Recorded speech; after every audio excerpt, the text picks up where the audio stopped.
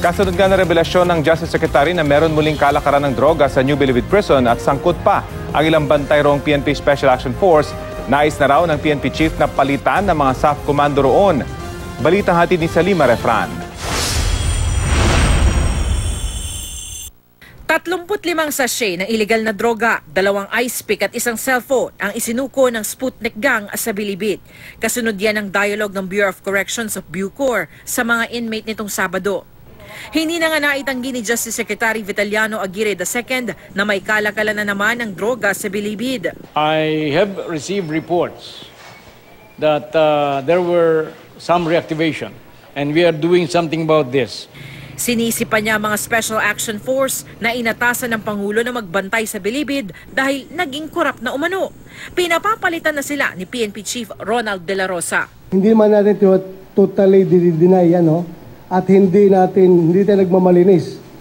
But pag kinausap ko naman yung sub-contingent doon, kinausap ko yung sub-director, sila nga mismo rin gusto nang umalis doon dahil wala silang complete control. Gusto tuloy ng PNP Chief na palitan na ang mga bantay na SAF, bagamat di malinaw kung SAF din ang ipapalit o hindi na mula sa PNP. Masisira lang kami dito, sir.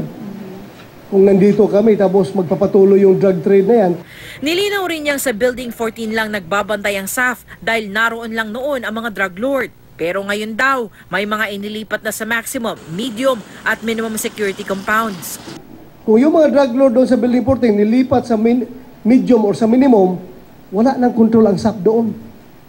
Wala nang control. Hindi na kung mayroong magpumasok ng mga kontraband doon, like gadgets, cellphones, laptop, computers. Bucor pa rin na nasa ilalim ng Justice Department ang may hawak ng ibang selda maliban sa Building 14. Hiniritan tuloy ni dating Justice Secretary Laila De Lima ang DOJ. Binansagan daw siyang drug queen dahil siya raw ang sinisi kung bakit may illegal drug trade sa Bilibid. Pero ngayon, inaamin daw ni Aguirre na kahit nakakulong na siya at sa kabila ng mga hakbang nito, hindi pa rin nasasawata ang problema sa droga. Salima Refran, GMA News.